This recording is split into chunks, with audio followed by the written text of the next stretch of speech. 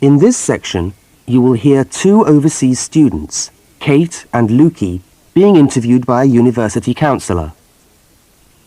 First look at questions 1 to 5.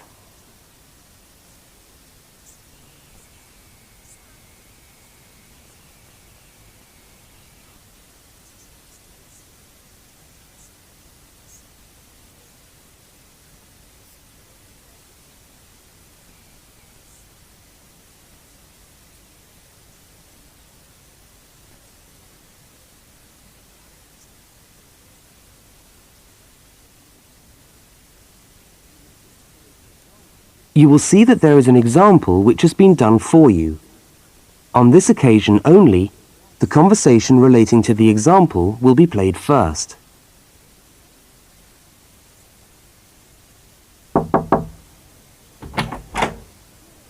Hi there, Kate. Come on in. How are you today? Fine, thanks. Hi, Lukey. How's things? Okay. Well, as I explained on the phone, I'm a counsellor here at the Student Services section of the university. And I'm interviewing overseas students to help me draw up a guide for new students. So I'd be grateful if you could tell me a little about your time since you've been here in Cambridge. Right. Good idea. Now, Kate, let's start with you. Okay, this is your second semester, isn't it? Could you tell us something about your first impressions of the town when you arrived? Yeah. Well, first of all, I was struck by how quiet it is here in the evening. Kate's first impression of the town is that it is quiet in the evening. So, quiet is the answer. Now we shall begin. You should answer the questions as you listen, because you will not hear the recording a second time. Now listen to the first interview with Kate and complete the notes by filling in the numbered spaces 1 to 5.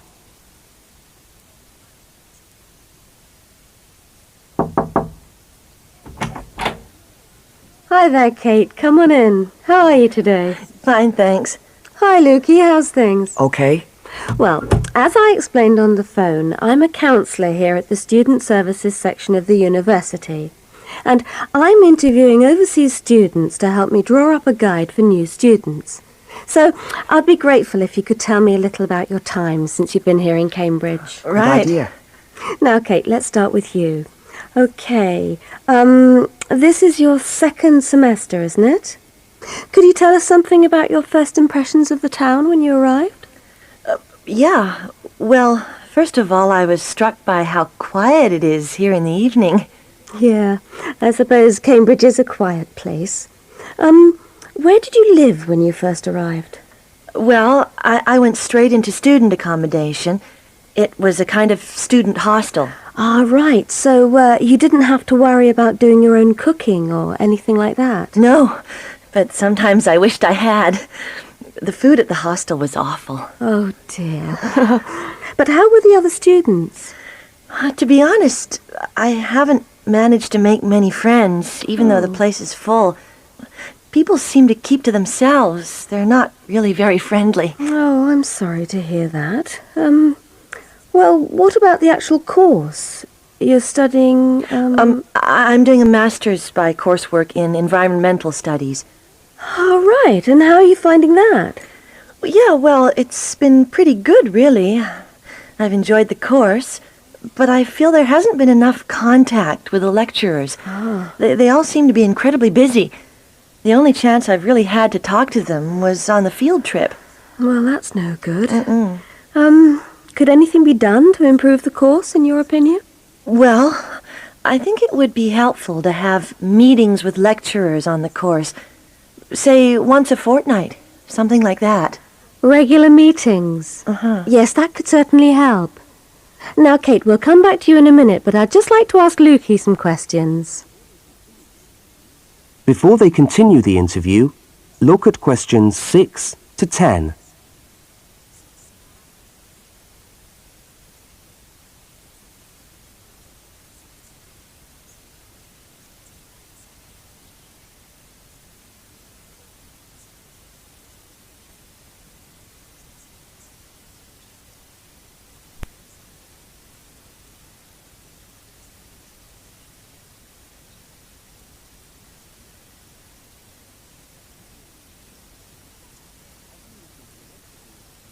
As you listen to the rest of the interview, complete the notes.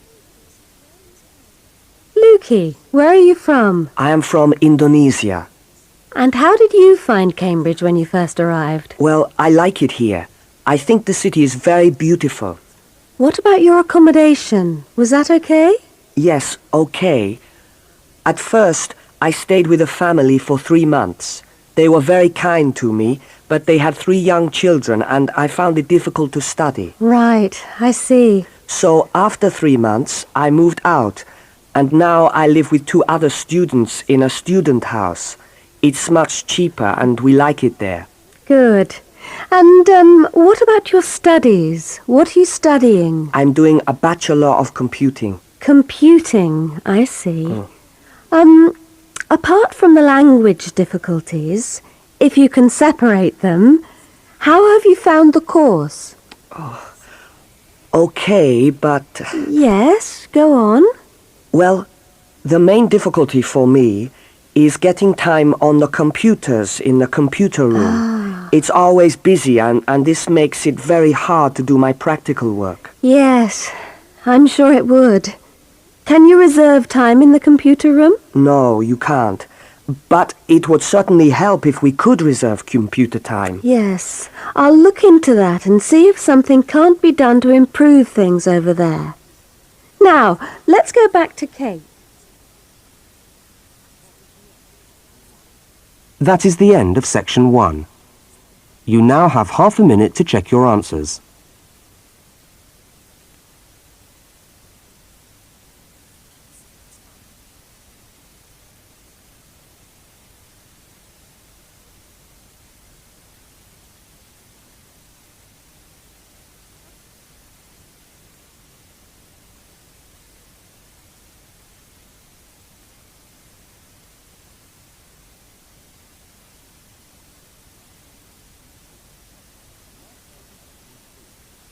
Now turn to section 2.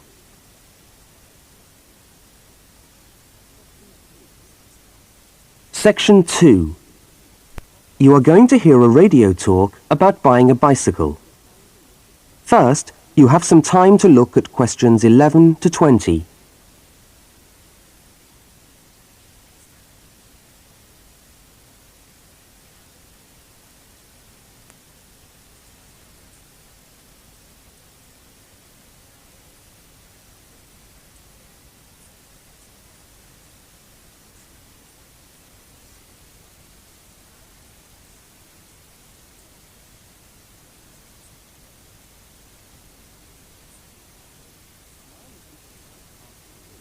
Now listen to the first part of the talk and complete the notes by filling in the numbered spaces 11 to 20. Well, last week we talked about buying camping equipment, and today I'd like to talk to you about buying a bicycle. A simple enough exercise, you might imagine, but there are lots of things to look out for to make sure you get the best deal for your money. Well, the range of bicycles is enormous. There are racing bikes, touring bikes, mountain bikes, or just plain ordinary bikes for riding round town. They vary enormously in 2 basic ways: price and quality. This means that the choice you make will probably be determined by the amount of money you want to pay, your own personal needs, what is actually available, or a compromise of all 3 things. However, in broad terms, you can spend anything from $50 to $2,000 on a bike, so you'll need to know what you're looking for. Single-speed cycles, that is bikes with no gears, are really only suited to short, casual rides. Their attraction is their simplicity and reliability. After years of neglect, they still manage to function, though not always too efficiently. If it's basic transport you're after, then you can't go wrong. 3-speed cycles, on the other hand, are all that is really necessary for most town riding, going to the shops and things like that. Like the single-speed bike, they're simple and reliable. If you are going to be going up and down lots of hills, then you'll probably want something more efficient. 5 and 10-speed bicycles are best suited to riding over long distances or hilly terrain and to serious touring. So if it's serious touring you're interested in, get a 5 or 10-speed bike. However, it's worth remembering that the difference in price between a 5 and 10-speed cycle is usually very little, and so it's well worth paying that little bit extra to get the 10-speed one. So I would tend to recommend the 10-speed bike as the price is similar. However, you'll be getting better quality components. Now the next thing we need to look at is size. Buying a cycle is like buying clothes. First of all, you find the right size and then you try it on to see if it fits. Contrary to what you might imagine, the size of the cycle is not determined by the size of the wheels, except in children's cycles, but by the size of the frame. So you'll need to measure the length of your legs and arms to get a frame that is the right size for you. Well, that's all from Helpful Hints for today. That is the end of section 2. You now have half a minute to check your answers.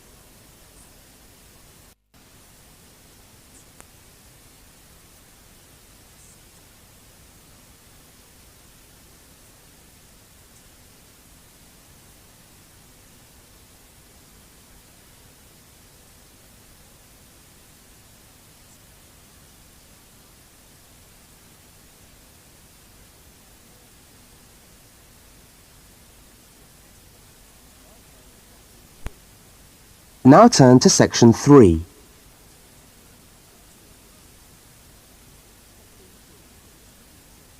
Section 3.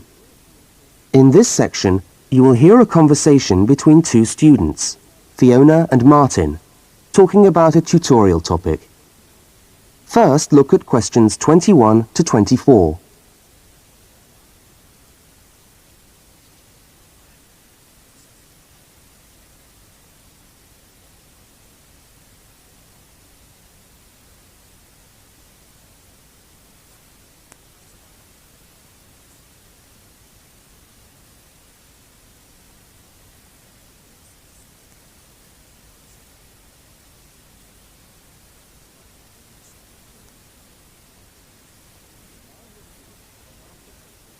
Now listen and answer questions 21 to 24. Hi there, Martin. How are you going with your Australian Studies tutorial paper? Oh, good. I finished it, actually. Lucky you. What did you do it on? I'm still trying to find an interesting topic. Well, after some consideration, I decided to look at the history of banana growing in Australia. Banana growing? Yeah, banana growing. Fascinating, I'm sure. Well, it's not as boring as you'd think. And I wanted to tie it into the work I've been doing on primary industries and the economy. Anyway, I bet there are a few things you didn't know about bananas. Such as? Such as the fact that bananas were among the first plants ever to be domesticated. Oh, really? Yeah, they're an extremely nourishing food. I suppose you're going to tell me the whole history of banana growing now, aren't you? Well, it'll be a good practice run for my tutorial next week. I'll do the same for you sometime. Okay, fire away. So where were these bananas first domesticated? According to my research, the Cavendish banana, which is a type of banana, and the first type to be cultivated here, actually originated in China, but they had a fairly roundabout route before they got to Australia. You mean they didn't go straight from China to Australia? No, they didn't. It seems that in 1826, bananas were taken from South China to England. I suppose they'd have made a welcome addition to the English diet. Yes, I'm sure. Well, apparently there was an English duke who was particularly fond of bananas, and he used to cultivate them in his hothouse, which is where you have to grow them in England, of course, because of the cool climate. And they became quite popular in the UK.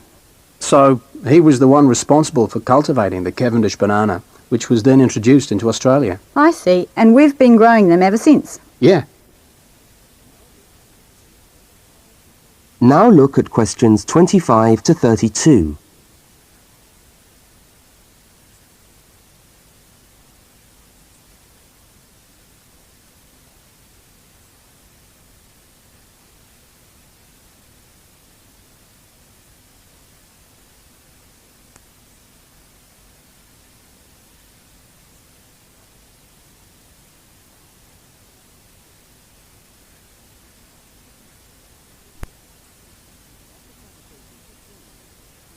As the conversation continues, complete Martin's notes. Are they hard to grow? Well, yes and no. To grow them in your garden, no, not really. But to grow them commercially, you need to know what you're doing. You see, you only get one bunch of bananas per tree, and it can take up to 3 years for a tree to bear fruit if you don't do anything special to it. But this period is greatly reduced with modern growing methods, particularly in plantations where you have perfect tropical conditions. Right. So what are you looking at? 1 year? 2 years? No, around 15 months in good conditions for a tree to produce a bunch of bananas. And once you've got your bunch, you cut the bunch and the plant down. So how do the trees reproduce then? Well, bananas are normally grown from suckers, which spring up around the parent plant, usually just above the plant. They tend to like to grow uphill, or at least that's the common wisdom. So that's why banana plantations are usually on hillsides, is it? Yeah, they grow best like that. That's interesting. If you plant them in rich soil and give them plenty of water at the beginning of summer, then they should be well advanced by the beginning of winter, when growth virtually stops. But in a country like England, they're hard to grow. Although you can grow them in a hothouse. But in Australia, it's not difficult. No. Though even here, the growers put plastic bags around the bunches to protect them and keep them warm. If you go up to the banana growing districts, you'll see all these banana trees with plastic bags on them. But how do they stop the bananas going bad before they reach the shops? Well, the banana bunches are picked well before the fruit's ripe. Once you cut the bunch, the bananas stop growing, but they do continue to ripen. The interesting thing is that once one banana ripens, it gives off a gas which then helps all the others to ripen. So they pretty much all ripen within a few hours of each other. Amazing. So do we export lots of bananas overseas to Europe and Asia, for instance? Well, oddly enough, no. I believe New Zealand takes a small proportion of the crop, but otherwise, they're mostly grown for the domestic market, which is surprising when you think about it, because we grow an enormous number of bananas each year. Yes, well, thank you for all that information. I'm sure the tutorial paper will go really well. You certainly seem to have done your research on the subject. Let's hope so. That is the end of section 3. You now have half a minute to check your answers.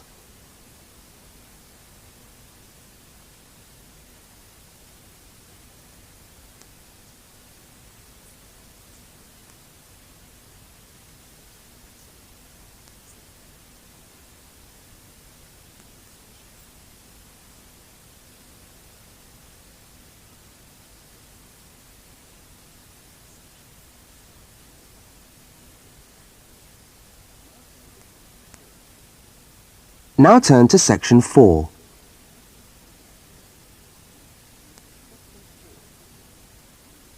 Section 4. You are going to hear part of a public lecture for new students. First, look at questions 33 to 35.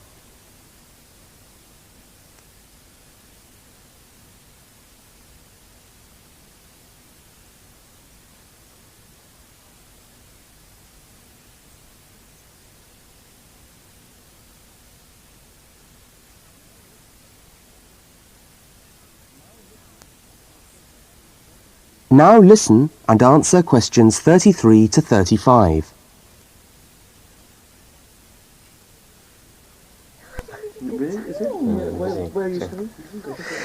Good morning everyone, and welcome to our regular lecture on health issues.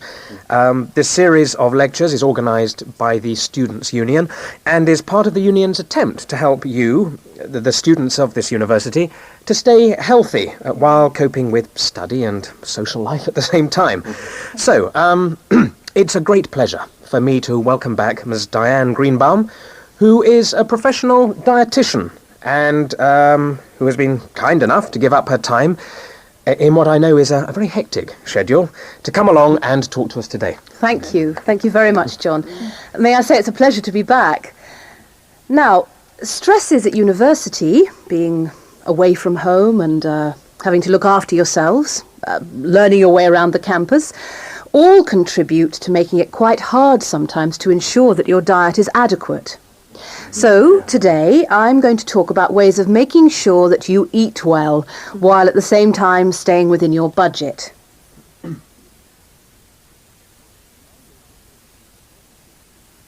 Now look at questions 36 to 41.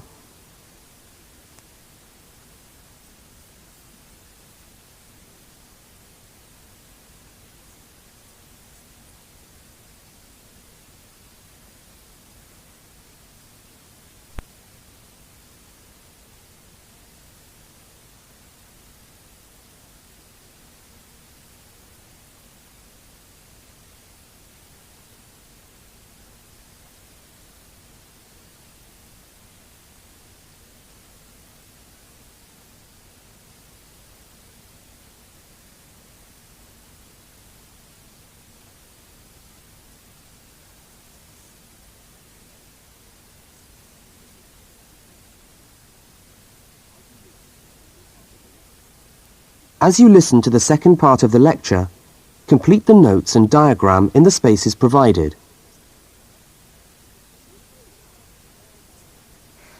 If you have a well-balanced diet, then you should be getting all the vitamins that you need for normal daily living. However, sometimes we think we're eating the right foods, but the vitamins are escaping, perhaps as a result of cooking, and anyway, we're not getting the full benefit of them. Now, if you lack vitamins in any way, the solution isn't to rush off and take vitamin pills, though they can sometimes help. No, it's far better to look at your diet and how you prepare your food. So, what are vitamins? Well, the dictionary tells us they are food factors essential in small quantities to maintain life. Now, there are fat-soluble vitamins which can be stored for quite some time by the body, and there are water-soluble vitamins which are removed more rapidly from the body. And so a regular daily intake of these ones is needed. Okay, so how can you ensure that your diet contains enough of the vitamins you need? Well, first of all, you may have to establish some new eating habits. No more chips at the uni canteen, I'm afraid. Now, firstly, you must eat a variety of foods. Then you need to ensure that you eat at least 4 servings of fruit and vegetables daily. Now, you'll need to shop 2 or 3 times a week to make sure that they're fresh, and store your vegetables in the fridge or in a cool, dark place. Now, let's just refresh our memories by looking at the healthy diet pyramid. Okay, can you all see that? Yep. Good. Well, now, as you see, we've got 3 levels to our pyramid. At the top, in the smallest area, are the things which we should really be trying to avoid as much as possible. Things like, yes, sugar, salt, butter, all that sort of thing. Next, on the middle of our pyramid, we find the things that we can eat in moderation. Not too much, though. And that's where we find milk, lean meat, fish, nuts, eggs. And then at the bottom of the pyramid are the things that you can eat lots of, because they're the things that are really good for you. And here we have bread, vegetables and fruit. So, don't lose sight of your healthy diet pyramid when you do your shopping.